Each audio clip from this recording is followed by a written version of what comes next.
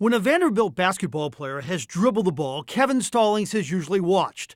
Stallings has won 424 games, including 301 at Vandy, where he has become the school's all-time winningest coach. I'm also the all-time losingest coach, so, one usually comes with the other. The Stallings basketball journey began in Collinsville, where he was a star guard on some of the school's best teams ever.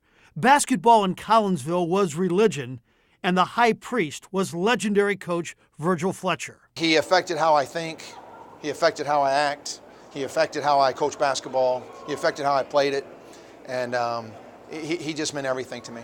And Stallings, now in his 16th year in Nashville, has meant everything to Vandy. The Commodores have been to 10 postseason tournaments, and it's a school where the recruiting base is smaller because the academics are so good.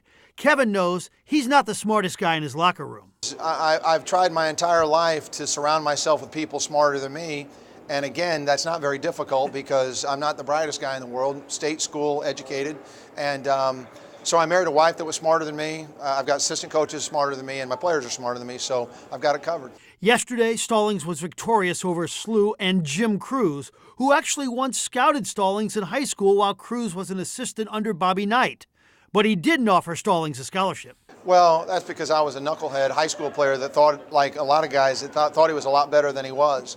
And he looked at me and he thought about Coach Knight and he said, you know what, this is probably not going to be a very good match. And so I was the one that lost for it because I would have benefited greatly from being at Indiana. But anyway, no, I remember Jim from way back. I remember watching him play high school basketball. I hope that makes him feel old.